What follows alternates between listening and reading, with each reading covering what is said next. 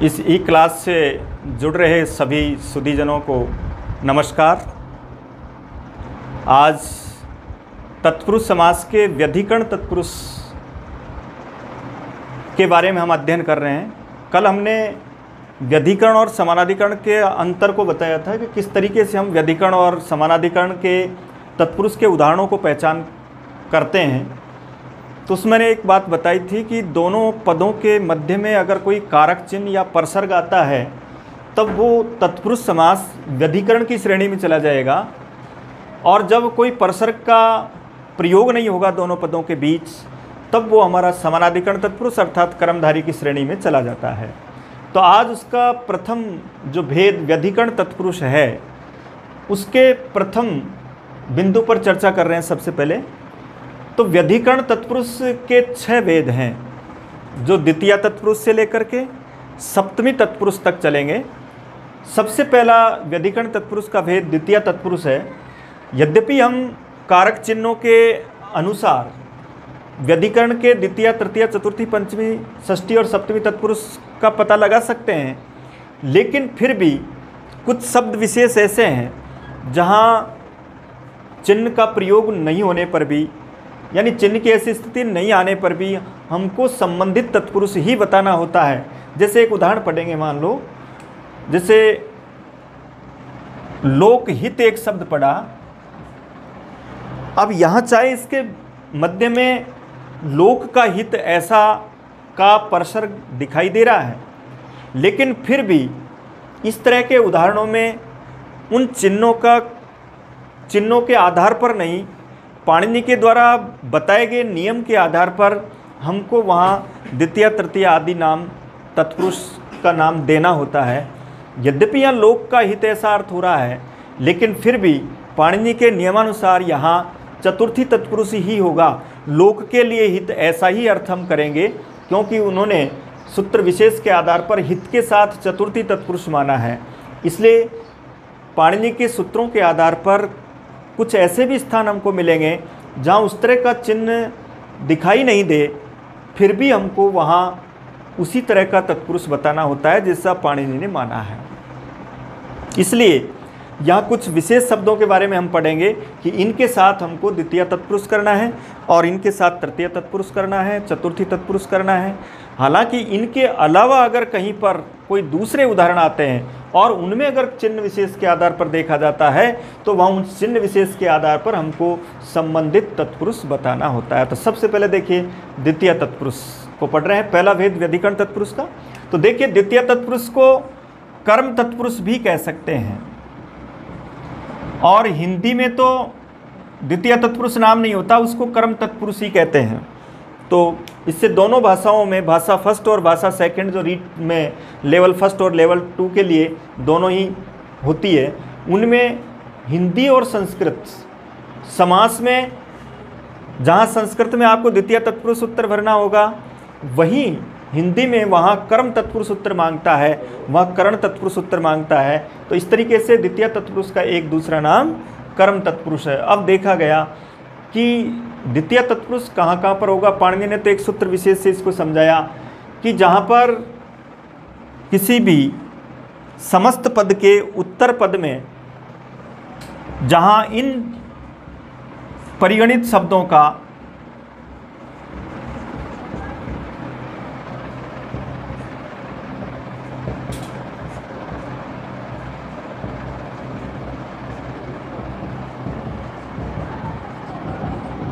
इन शब्दों का एक पतित शब्द और है। एक सूत्र लिखा पाणिनि ने, द्वितीया श्रिताति पतित गतात्यस्त प्राप्ता पन्नई। यानी इस सूत्र में आए हुए जो शब्द हैं, श्रित शब्द है, अतीत शब्द है, पतित शब्द है, गत है, अत्यस्त है, प्राप्त है और आपन्न है। तो इन शब्दों का अगर उत्तर पद में प्रयोग होता है तो द्वितीयांत के साथ वहाँ समास हो, अर्थात इनके साथ जब समास समस्त पद दिखाई देगा, इसका मतलब उनमें हमको द्वितीय तत्पुरुष उत्तर भरना है, जिसके उत्तर पद में इन शब्दों का प्रयोग हो। अब यहाँ ये जो पतित शब्द है इसका प्रयोग पंचमी तत्पुरुष में भी मिलता है। इसलिए वहाँ ये ध्यान रखना है कि जहाँ पतित का मतलब, पतित से तात्पर्य द्वितीय तत्पुरुष भी होता है और पतित होने पर पंचमी तत्पुरुष भी होता है। जहाँ नीचे की ओर गमन के रूप में, धरातल से नीचे की ओर गमन के रूप में द्वितीय तत्पुरुष होगा, और ऊपरी स्टात अधय, ऊपर से नीचे की ओर पतन जहाँ हो रहा है वहाँ उसके लिए हम, धरातल की ओर जहाँ पतन हो रहा है वहाँ हम पंचमी तत्पुरुष करेंगे। जैसे स्वर्ग से गिरा हुआ तो वहाँ पंचमी तत्पुरुष, जैसे कुएं में गिरा हुआ तो वहाँ हम पतित द्वितीय तत्पुरुष का प्रयोग करते हैं। तो श्रित, अतीत, पतित, गत, अत्यस्त, प्राप्त, आपन, ये शब्द अगर समस्त पद के उत्तर पद में होते हैं तो हम वहाँ उत्तर भरेंगे द्वितीय तत्पुरुष। हिंदी में उसका उत्तर होगा कर्म तत्पुरुष। इसके साथ साथ एक दूसरा कि जब भी कोई सनंत प्रत्यय के पश्चात उ प्रत्यय आता है, जैसे बुभुक्षु शब्द है, इसी तरह जैसे पिपासु शब्द है, इसी तरह दिद्रक्षु शब्द है, इनके साथ भी अगर किसी शब्द का समास हो रहा है तो वहां पर भी हमको द्वितीय तत्पुरुष उत्तर भरना है। ये नीचे जो 3 शब्द लिखे हुए हैं, बुभुक्षु, पिपासु और दिद्रक्षु, इनमें एक विशेष बात देख रहे हैं आप, इन सब के बाद में उ प्रत्यय है और उससे पहले एक सन प्रत्यय है। यहाँ 2 प्रत्यय जुड़े हुए हैं, और जब किसी धातु के साथ सन प्रत्यय जुड़ने के बाद अगर उ प्रत्यय जुड़ता है तो उसका अर्थ होता है उस क्रिया का इच्छुक। जैसे बुभुक्षु का अर्थ है भोजन करने का इच्छुक, पिपासु का अर्थ है पीने का इच्छुक, और दिद्रक्षु का अर्थ है देखने का इच्छुक। और अगर इसमें उ प्रत्यय को हटा देते हैं और अगर उसमें आकारांत स्त्रीलिंग बना देते हैं तब उसका अर्थ होता है खाने की इच्छा, तब शब्द बनेगा बुभुक्षा। तो इनसे दोनों शब्दों में आप तुलनात्मक अर्थ देख सकते हैं। कभी कभी हिंदी में भी इस तरह के प्रश्न आते हैं कि भाई पिपासा और पिपासु में क्या अंतर है। तो पिपासा का मतलब प्यासा, पीने की इच्छा रखने वाला, और पिपासु का अर्थ है पीने की इच्छा रखने वाला, और पिपासा का अर्थ है पीने की इच्छा। उ प्रत्यय जोड़ने पर उसका कर्ता हो जाएगा।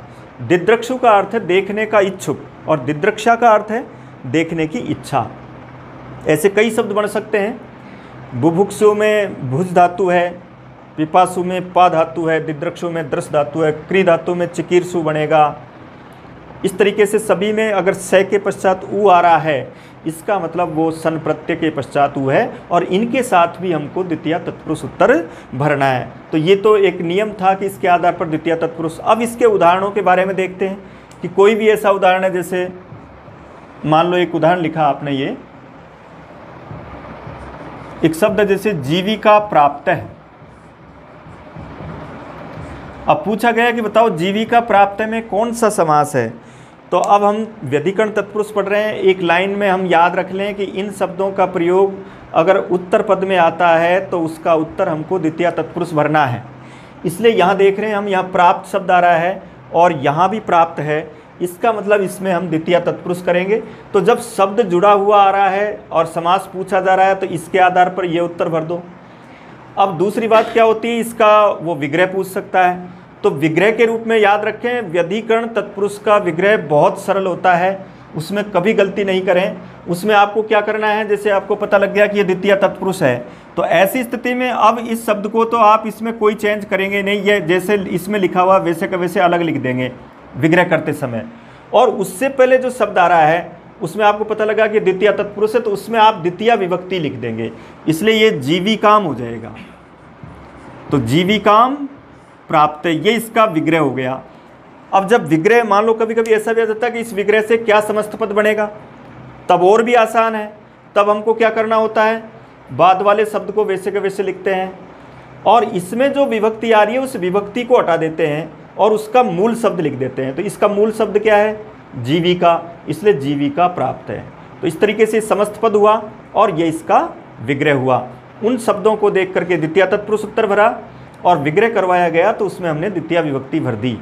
इसी तरह से जैसे ये लिखा श्रित के रूप में लिखा, जैसे राम श्रीता लिखा जैसे मैंने। अब देखिए राम श्रीता, चाहे अर्थ करते हैं हम राम के आश्रित, तो उस के चिन्ह से यहाँ फर्क नहीं पड़ रहा है, या सिर्फ हम इन शब्दों से द्वितीय तत्पुरुष उत्तर भर रहे हैं, इसलिए यहाँ श्रित शब्द लिखा हुआ है। श्रित के जगह पर स्त्रीलिंग में श्रीता हो सकता है, पुल्लिंग में विसर्ग आ सकता है, श्रीते भी हो सकता है, श्रीता भी हो सकता है, श्रीतम भी हो सकता है। अगर वो पुल्लिंग है तो विसर्ग आ जाएगा, स्त्रीलिंग है तो श्रीता हो जाएगा, नपुंसकलिंग है तो श्रीतम हो जाएगा, और अगर वो बहुवचन है तो श्रीतानी हो जाएगा, विसर्ग आ जाएगा। या किसी भी विभक्ति का प्रयोग किया जा सकता है, कोई से भी लिंग का प्रयोग किया जा सकता है, उसका उस समस्त पद पर कोई प्रभाव नहीं पड़ेगा। इसलिए यहाँ जैसे श्रीता लिखा है, तो मैंने एक बात पहले ही बता दिया आपको कि व्यधिकरण तत्पुरुष में उत्तर पद में जैसा लिखा है उसको कभी नहीं बदलें और उसको वैसे का वैसे लिख दें। तो इसको आपको श्रीता लिखना है, और जब पता लग गया कि यह द्वितीय तत्पुरुष है तो ऐसी स्थिति में इसमें आप द्वितीय विभक्ति भर दें। राम शब्द है तो रामम हो जाएगा, तो रामम श्रीता, यानी राम के आश्रित। जैसे राम श्रीता सीता अस्ति, तो यहाँ स्त्रीलिंग है सीता, इसलिए उसके लिए श्रीता शब्द आएगा। इसके बाद देखिए, जैसे मान लो पुल्लिंग शब्द बनाते हैं, एक शब्द लिखा ये कृष्ण श्रीत है, ये पुल्लिंग शब्द है, श्रीत है। अब इसका विग्रह किया आपने, तो यहाँ पहले पद में द्वितीय विभक्ति लिख देंगे कृष्णम, और उसके बाद लिखेंगे श्रीत। श्रित पद अगर बाद में आ रहा है द्वितीय तत्पुरुष उत्तर भरें। इसी तरह से अतीत शब्द है, अतीत यानी बीता हुआ, तो जैसे दुख में बीता हुआ, दुखम अतीत है, तो दुखातीत है। अब इसमें देखो अतीत शब्द समास में मुख्य बात क्या होती है, समस्त पद को देख करके ये बताना है आपको कि कौन सा समास है। तो सबसे पहले जो विशेष समास है उनकी जो मुख्य पहचान है उसको देख लो। दुखातीत देखा जैसे आपने, और इसको देख करके कहा कि सबसे पहले हम अव्यय भाव समास की तरफ चले, क्यों केवल की तरफ चलना ही नहीं, 3-4 उदाहरण उसके। तो अव्यय भाव आप पढ़ चुके हो, तो अव्यय भाव तो इसमें होगा ही नहीं, क्योंकि यहाँ विसर्ग का प्रयोग है, तो विसर्ग वाले उदाहरण अव्यय भाव के नहीं होते हैं, इसलिए यहाँ दुखातीत में अव्यय भाव नहीं है। इसका मतलब तत्पुरुष पे आ जाओ। फिर आपने व्यधिकरण तत्पुरुष में पढ़ाया आपको कि भाई द्वितीय तत्पुरुष में ये शब्द होते हैं, तो उन शब्दों की एक बार निगाह करें कि लास्ट में अगर वो शब्द है कि नहीं है। तो यहाँ अतीत शब्द मिलेगा आपको, तो अतीत शब्द के आधार पर हम द्वितीय तत्पुरुष भरेंगे। और जब द्वितीय तत्पुरुष उत्तर हो गया तो पहले पद में द्वितीय विभक्ति भर दें और इसको लिखें दुखम अतीत है, इस तरीके से विग्रह कर दें। अब यहाँ कोई भी शब्द आ जाए, गुणातीत आ जाए, गुणम अतीत है, सुखातीत आ जाता है, सुखम अतीत है, इस तरह का विग्रह कर देंगे। इसी तरह से जैसे अगला है पतित शब्द है, जैसे लिखा कूप पतित है,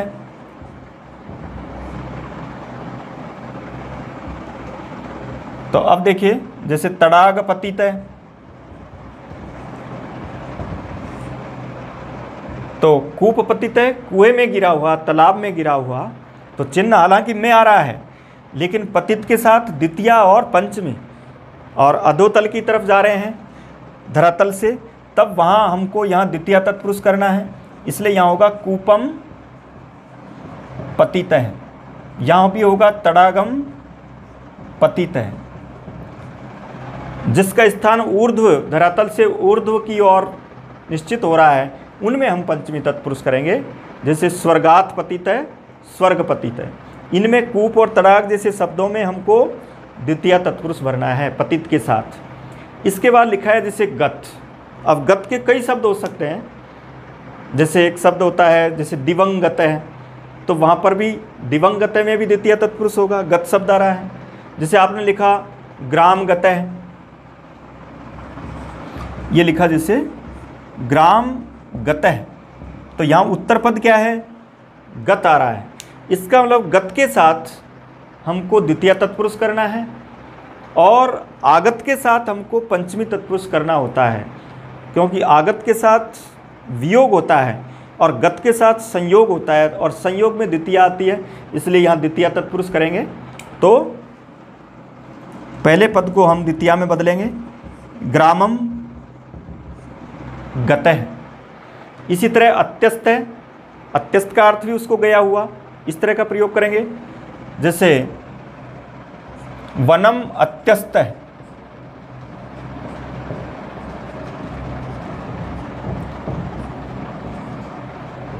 वनात्यस्त है।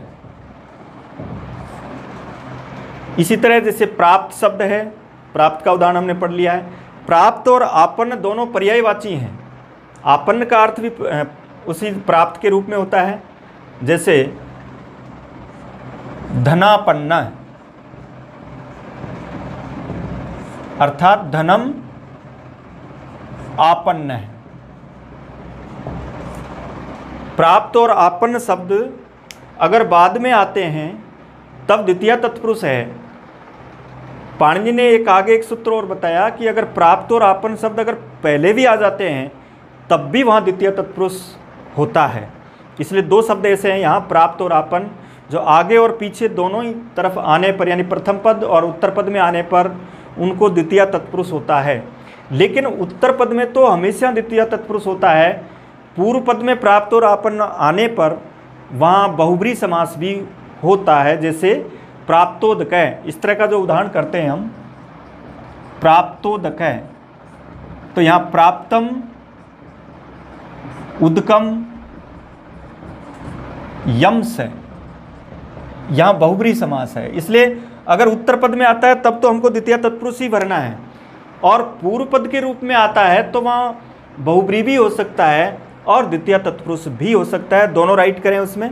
अगर कोई एक ही ऑप्शन मांग रहा है तो वहाँ फिर उसमें आप ऐसा देख लें कि अगर वो जैसे नपुंसकलिंग शब्द है और उसको विसर्गांत हो रहा है, तब वहाँ उसको पहले बहुब्री के रूप में उत्तर भर दें, और सामान्य से कोई उदाहरण है तब आप उसको द्वितीय तत्पुरुष भर दें। अगर जीविका और विद्या जैसे कुछ उदाहरणों को समझाया गया और वही उदाहरण आए तब तो आपको द्वितीय तत्पुरुष ही भरना है। जैसे जीविका प्राप्त है अथवा प्राप्त जीविका है, तो प्राप्त जीविका में भी आपको द्वितीय तत्पुरुष ही भरना है। लगता बिल्कुल बहुब्री जैसा है, लेकिन इस शब्द को वहाँ जो सूत्र पाणिनि ने दिया है, प्राप्तापन्ने च द्वितीया, उसमें इस उदाहरण को लिखा है, इसलिए इसके साथ तो हमको द्वितीय तत्पुरुष ही भरना है। इस तरह के जो अन्य उदाहरण आए वह हम बहुब्री की तरफ चल सकते हैं अगर प्राप्त शब्द पहला है। तो ये प्राप्त और आपन्न की एक स्पष्ट व्याख्या है कि किस तरीके से हमको कहाँ पर कौन सा उत्तर भरना है। और उसके बाद में एक और उदाहरण है इसमें, जैसे बुभुक्षु, पिपासु, दिद्रक्षु। अब इनके पहले कोई भी कर्म की वस्तु आएगी, जैसे भोजन करने का इच्छुक, जल पीने का इच्छुक, तो उनके साथ भी हमको द्वितीय तत्पुरुष करना है। जैसे बुभुक्षु शब्द है मान लो, अब इसके साथ मैंने एक शब्द लिखा, ये अन्न बुभुक्षु लिखा, और पूछा गया कि इसमें कौन सा समास। तो याद रखो कि जहाँ सु आएगा यानी सन प्रत्यय प्लस उ और उसका अर्थ उसका इच्छुक है, तो वहाँ भी आपको द्वितीय तत्पुरुष भरना है। इसमें आपको अन्नम में द्वितीया करनी है, अन्नम बुभुक्षु, ऐसा करेंगे। इसी तरह जैसे जल पिपासु, एक उदाहरण लिखा, ये जल पिपासु, तो यहाँ भी देख रहे हैं आप बिल्कुल बुभुक्षु जैसा शब्द है। ये चारों शब्द एक जैसे हुए, बुभुक्षु, पिपासु, दिद्रक्षु, चिकीर्षु। तो इनके पहले जो शब्द आ रहा है समास में, उसमें भी आपको द्वितीया करनी है। तो जल पिपासु का अर्थ हुआ जल को पीने का इच्छुक, तो यहाँ पहले पद में आप द्वितीया भर दें, तो ये जलम और ये पिपासु, ये इसका विग्रह हुआ। और इससे जब समस्त पद करेंगे तो इसका मूल शब्द लिख दो जल, और उसके आगे पिपासु जोड़ देंगे और उत्तर भरेंगे यहाँ द्वितीया तत्पुरुष। तो इस प्रकार द्वितीय तत्पुरुष में इस तरीके से हमको उत्तर भरना है। इनके अलावा भी अगर कहीं पर कोई दोनों शब्दों के बीच में कर्म कारक जैसी स्थिति मिलती है पहले पद में, और को चिन्ह जैसा परसर्ग दिखाई देता है अन्य उदाहरणों में, जो इनके अतिरिक्त हो, जो किसी दूसरे सूत्र के द्वारा भी प्रभावित नहीं हो रहा हो, तो वहाँ भी हम द्वितीय तत्पुरुष भर सकते हैं। इस प्रकार हम द्वितीय तत्पुरुष को पढ़ सकते हैं। अब इसके बाद तृतीय तत्पुरुष को देखिए। अब देखिए तृतीय तत्पुरुष, द्वितीय तत्पुरुष में हमने पढ़ लिया, केवल दो तरह के नियम थे, दो तरह के शब्द थे उसमें, उन शब्दों को याद रखना है। अगर वो उत्तर पद में आते हैं तो द्वितीय तत्पुरुष भरना है। व्यधिकरण तत्पुरुष का विग्रह बिल्कुल सरल होता है, जिस प्रकार का तत्पुरुष होता है उस तरह की विभक्ति पहले पद में लिख दी जाती है। तृतीय तत्पुरुष भी बिल्कुल उस जैसा। यहाँ इस तरीके से पढ़ें इसको। तृतीय तत्पुरुष में 2-3 नियम हैं जिसको हम इस तरीके से 3 भागों में बांट सकते हैं। सबसे पहला जो इसका तृतीय तत्पुरुष का जो प्रथम बिंदु है, जिसमें पाणिनि ने एक नियम बताया कि जहाँ पर एक कर्त्री करणे कर्ता बहुलम,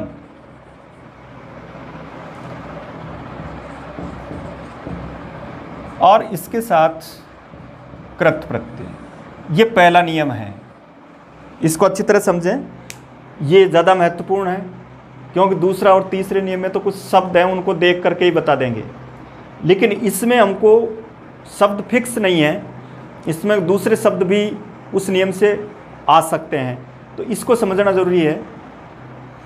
इसमें बिल्कुल सरल है वैसे तो, कि पहला जो आपका पद है वो या तो कर्ता होगा या करण होगा। अब कर्ता और करण को आसानी से देख सकते हैं। कर्ता का मतलब काम करने वाला, और करण का मतलब जिससे काम किया जाता है। जैसे कर्ता राम हुआ, किसी का नाम हुआ, कोई व्यक्ति कार्य करने वाला। करण जैसे कोई साधन हुआ जिसके द्वारा वो कार्य किया जाता है, जैसे नेत्रों से देखता है तो नेत्र करण हुआ, और देखने वाला क्या हुआ, कर्ता। तो कर्ता हो या करण हो। उसके बाद जो दूसरा पद है वो इस तरह का होना चाहिए। ये मैं आपको पहले पढ़ा चुका, इसलिए ये क्लास आपकी उसमें सहायक होगी। कृत प्रत्यय मैंने आपको पढ़ा दिया पहले, जो धातु से जुड़ते हैं। तो यहाँ कृत प्रत्यय भी थोड़ा सा परिगणित हो गए, निश्चित हो गए कि सभी नहीं। यहाँ ज़्यादातर कौन से, कि एक तो इस तरह का प्रत्यय तय प्रत्यय, एक ज़्यादा से ज़्यादा इसमें यत और ण्यत प्रत्यय, अधिकतर इन 3 के उदाहरण। इसको यहाँ कृत समझें आप एक तरह से, सभी कृत नहीं समझें। ज़्यादातर उदाहरण तो इसके होंगे और कुछ उदाहरण यत और ण्यत के भी हो सकते हैं। तो अब समझ गए होंगे आप पहले नियम को, कि उत्तर पद जो है उसके साथ या तो तय प्रत्यय से जुड़ा हुआ शब्द, या यत और ण्यत को मैंने पढ़ाया कि जहाँ ये आता है पीछे, जैसे पेयम, देयम, ग्लेयम, इस तरह के जो शब्द हैं उनमें। और पहले पद में दोनों या तो कर्ता हो या करण, तो वहाँ हम उसमें आपको तृतीय तत्पुरुष उत्तर भरना है। कुछ उदाहरणों से समझेंगे। देखिए इसके उदाहरण लिखते हैं। पहला, जैसे पहला उदाहरण लिखा मैंने ये, हस्त लिखित है। अब देखिए हस्त लिखित है, इस उदाहरण को देखिए आप। आपसे पूछा गया कि बताओ हस्तलिखित में कौन सा समास है। अब सबसे पहले तो ये देखो 2 पद कौन कौन से हैं। पहला पद हस्त, दूसरा है लिखित। फिर देखो लिखित में तय प्रत्यय है, इसका मतलब एक चीज़ पकड़ में आ रही है, यानी यहाँ तय प्रत्यय है। जब इधर तय प्रत्यय आ गया तो अब यहाँ थोड़ा सा देखने की बात है कि इधर जो शब्द आ रहा है वो क्या है। हस्त यानी हाथ, हिंदी में जैसे अर्थ किया हाथ से लिखा हुआ। हाथ क्या है, यहाँ एक साधन, करण है, इसलिए यहाँ ये करण है और ये तय प्रत्यय है तो ये कृत में आ गया। इसका मतलब यहाँ तृतीय तत्पुरुष है। अब करना है हमको विग्रह। विग्रह सरल, पीछे वाले शब्द को वैसे के वैसे लिख दो, लिखित है। और पहले शब्द में अब पता लग गया कि तृतीय तत्पुरुष, तो इसमें तृतीय विभक्ति लगा दो, तो क्या होगा, हस्तेन लिखित है। इस तरीके से विग्रह करेंगे। इसी तरह देखिए दूसरा, एक लिखा जैसे हरि त्रातः, यहां भी 2 पद हैं, एक हरि किसी का नाम, एक त्रातः। त्रातः में पता लग रहा है आपको तय प्रत्यय है, इसलिए यहां हरि के द्वारा बचाया हुआ, तो यहाँ हरि करता है, इसलिए इसमें तृतीय विभक्ति लगा देंगे। हरिणा, हरि की तृतीय हरिणा, और इस शब्द में कोई चेंज नहीं करेंगे, त्रातः। और जब ऐसा आ जाए तो उसको समस्त पद बनाना है, तो इस शब्द को वैसे के वैसे लिख देंगे, इसका मूल शब्द लिख देंगे हरि त्रातः। इस तरीके से करेंगे। एक उदाहरण लिखा जैसे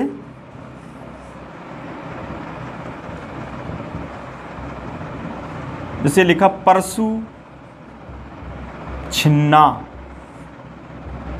अब देखिए परशु छिन्ना, कभी कभी अर्थ समझ में नहीं आता है किसी उदाहरण का, कोई बात नहीं, लेकिन इतना थोड़ा सा याद रखें, क्योंकि छिन्ना में मैंने आपको बताया था तय प्रत्यय की एक विशेषता बताई थी कि जिसमें अंत में डबल न का प्रयोग होता है वहाँ तय प्रत्यय होता है। तो एक तरह से इसकी पहचान हो गई कि एक तय प्रत्यय है। अब परशु का मतलब छिन्ना का मतलब छिन्न भिन्न जैसे अर्थ करते हैं हम, जैसा भी आए वैसा अर्थ करें, तो वहाँ इससे कटा हुआ ऐसा अर्थ हो गया, इसलिए यहाँ ये करण है। और यहाँ पर भी हम तृतीय तत्पुरुष करेंगे, तो ये छिन्ना शब्द लिखा और यहाँ इसको तृतीय विभक्ति कर देंगे, परशुना, परशुना छिन्ना उसके रूप में प्रयोग करेंगे। तो यहाँ इसके बाद देखिए एक लिखा जैसे नख भिन्न, तो यहाँ भी छिन्न जैसा ही भिन्न शब्द है और इसके आधार पर इसमें हमको तृतीया करनी है। नाखूनों से भेदा गया, तो नाखूनों में बहुवचन का प्रयोग कर सकते हैं, तो नखई भिन्न, अंतिम पद वैसे का वैसे जैसा लिखा है, इधर तृतीय विभक्ति होनी चाहिए। तृतीय विभक्ति का एक वचन भी हो सकता है, तृतीय विभक्ति का द्विवचन भी हो सकता है, तृतीय विभक्ति का बहुवचन भी हो सकता है। जिससे आप काम कर रहे हैं, अगर वो एक संख्या में है तो एक वचन हो जाएगा, अगर वो दो संख्या में है तो द्विवचन हो जाएगा, और बहुत सारी संख्याओं में है तो नाखून दो से अधिक होते हैं, इसलिए वहाँ रामेण रामाभ्याम रामई इस तरह का प्रयोग करेंगे। तो नखई भिन्न इस तरह का प्रयोग करेंगे। इसी तरह देखिए जैसे एक लिखा जैसे तत्कृत है। अब तत्कृत में देखा इसमें दो शब्द है, एक तत् है और दूसरा कृत है। कृत में कत प्रत्यय है और तत् एक सर्वनाम शब्द है। तत् यानी वह, कृत यानी किया गया, यानी उसके द्वारा किया गया, इसलिए यहाँ इसमें तय प्रत्यय के साथ हम तृतीय विभक्ति लगाएंगे। तो तेन, तत्शब्द की तृतीय क्या होती है? तेन, और उसके बाद कृत है। इस तरीके से विग्रह करेंगे। अंत में तय प्रत्यांत शब्द देखें, इधर उसका कोई कर्ता या करण देखें, वहाँ आपको तृतीय तत्पुरुष बनना है। यत और ण्यत के उदाहरण भी देख लीजिए। जैसे ण्यत के आधार पर जहाँ ये का प्रयोग होता है, जैसे एक उदाहरण मिलता है, ये काक पेया,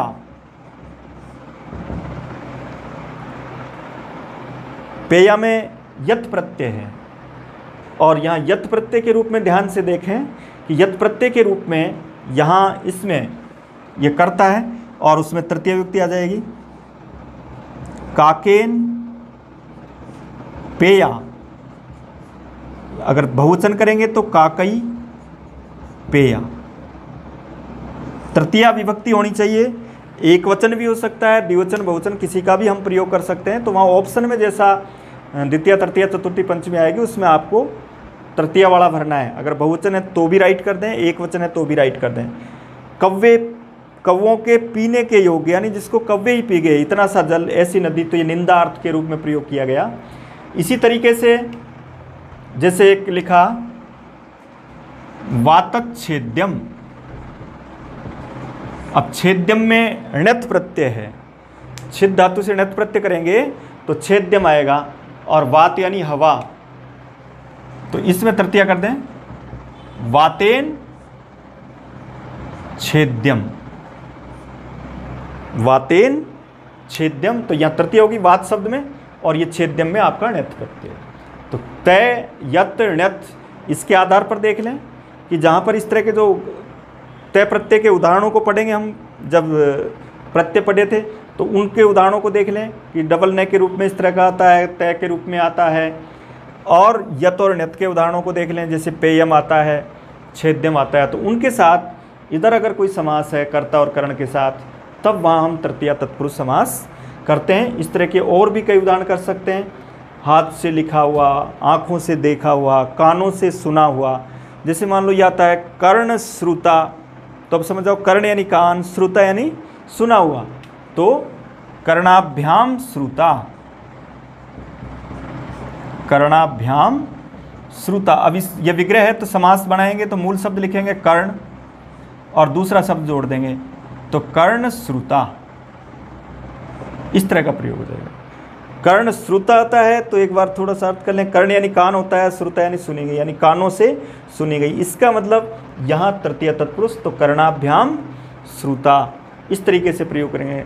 नेत्र दृष्टा, नेत्रों से देखा गया।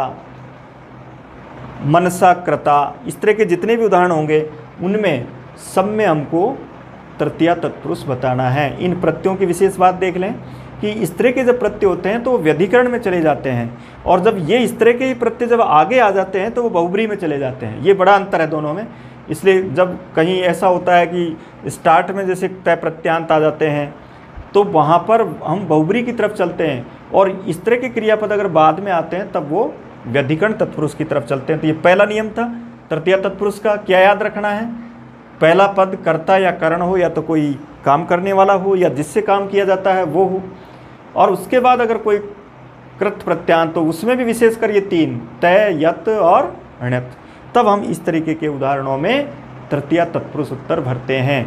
इसके बाद एक दूसरा शॉर्ट नियम है बिल्कुल, उसमें ये बताया पाणिनि ने कि जहाँ पर तत्कृत अर्थ होता है और गुणवाचक आदि जो शब्द होते हैं उनके साथ भी तृतीय तत्पुरुष समास होता है। उसमें बहुत कम उदाहरण होते हैं। जैसे एक उदाहरण है दूसरे का पहला, जैसे उदाहरण है संकुला खंडय। संकुला से किया गया टुकड़ा तो संकुलिया खंडय। इसको इधर नहीं लिया गया क्योंकि यहां खंड जो शब्द है वो इसकी श्रेणी में नहीं आता है। अर्थ तो इस जैसा कर्ण जैसा अर्थ हो रहा है, लेकिन यहाँ इसकी श्रेणी में नहीं है, इसलिए यहाँ अलग से पाणिनि को सूत्र बनाना पड़ा तृतीया तत्कृतार्थेन गुणवचने, कि जहाँ पर गुणवाचक शब्दों के आधार पर अथवा तत्कृत के रूप में, तो ये तत्कृत का रूप है यानी उसके द्वारा किया गया टुकड़ा, इसलिए तत्कृत अर्थ हुआ संकुला के द्वारा, यानी जो शिल्पी होता है वो अपनी जो उसका हथियार होता है उसके द्वारा जो पत्थर को काटता है तो संकुल या खंड है, इसलिए उसके द्वारा किया गया, ऐसे अर्थ में भी तृतीय तत्पुरुष समास होता है। तो ये कुछ पाणिनि के सूत्र का प्रसिद्ध उदाहरण है, ऐसे पूछ लिए जाते हैं, इसलिए संकुलिया खंड करना है। एक दूसरा इसमें दूसरा उदाहरण दिया धान्यार्थ है, यहाँ अर्थ शब्द है पीछे इसलिए धान्येन अर्थ है, इसके साथ भी हम तृतीय तत्पुरुष समास करते हैं। यहाँ दूसरे नियम में इस तरह के उदाहरण होंगे जिसके द्वारा किया गया टुकड़ा, अर्थात जहाँ पर ऐसे प्रत्यय नहीं हो और उसके द्वारा किया गया कोई कार्य हो तब भी वहाँ तृतीय तत्पुरुष समास किए जाते हैं। इस तरीके से ये दोनों नियमों के आधार पर इन उदाहरणों को हम पढ़ सकते हैं। तीसरा जो इसका तृतीय तत्पुरुष का नियम है, तीनों को एक साथ पढ़ेंगे तो यहाँ कर्तृकरण कृत है या तत्कृत के दो उदाहरण के रूप में हमको याद रखना है। इसके बाद तीसरे में कुछ शब्द फिक्स है कि बाद में अगर ये शब्द आते हैं तो वहाँ हम तृतीय तत्पुरुष समास पढ़ते हैं। तो वो तृतीय तत्पुरुष समास में जो शब्द फिक्स है उसका जो तीसरा नियम है वो इस तरीके से है। देखिए तीसरा जो उसमें कुछ जैसे द्वितीय तत्पुरुष में हमने श्रित आदि शब्द पढ़े थे, उसी प्रकार तृतीय तत्पुरुष में भी कुछ शब्द है निश्चित जिनका उत्तर पद में अगर प्रयोग होता है तो वहाँ भी आपको तृतीय तत्पुरुष उत्तर भरना है। जैसे ये शब्द हैं कुछ, जैसे पूर्व शब्द है, पूर्व सदृश सम ऊन कलह निपुण मिश्र और श्लक्षण।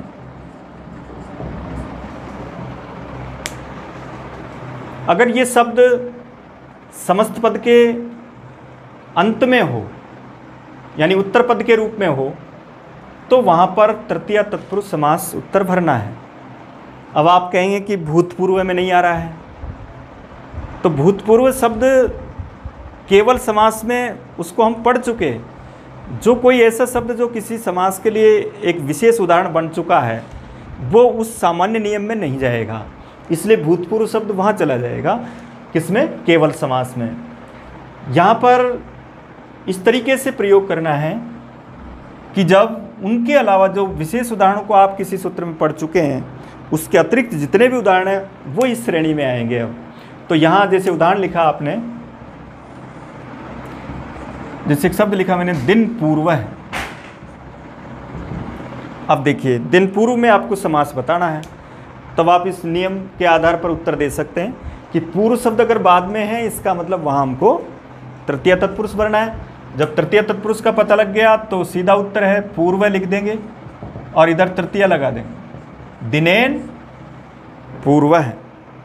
इसी तरह से वर्ष पूर्व है, इसी तरह मास पूर्व है, इसी तरह सप्ताह पूर्व है, समयवाचक शब्द से इतने समय पूर्व उसके रूप में वहाँ इस तरह का प्रयोग करेंगे।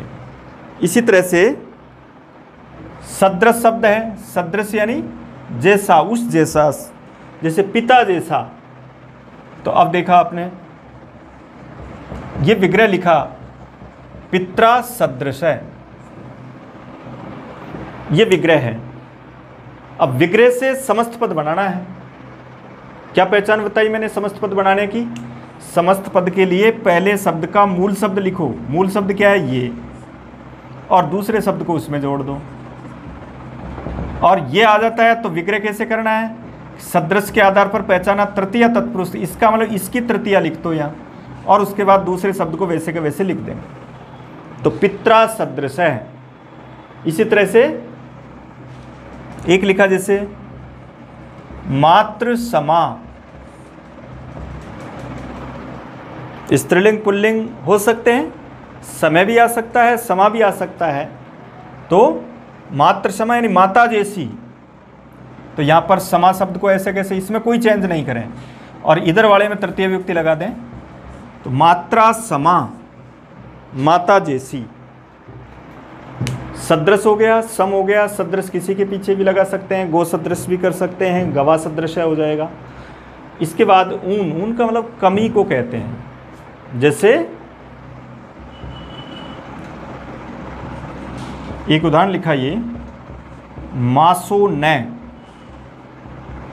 कभी कभी दो पद समझ में नहीं आते कि इस समस्त पद में दो पद कौन कौन से हैं। तो यहाँ देखा कि मासो न लिखा हुआ है, इसका मतलब एक मास पद है, दूसरा ऊन पद हो सकता है गुण संधि के रूप में।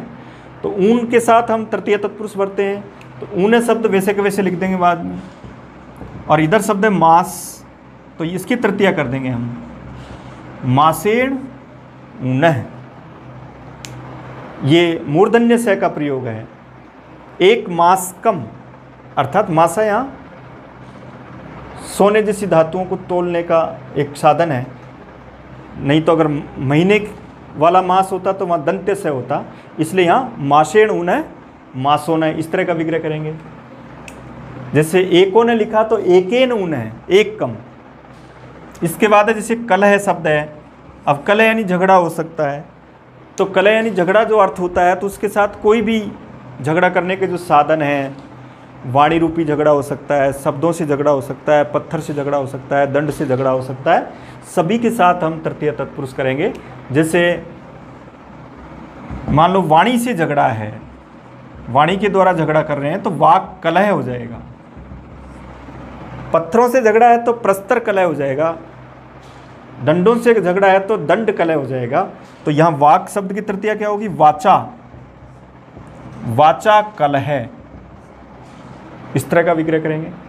प्रस्तर कलह आ जाए तो प्रस्त्रयी कलह, पत्थरों से झगड़ा, दंडई कलह, इस तरह का हो जाएगा। शब्द कलह, शब्दई कलह, इस तरीके से प्रयोग करेंगे।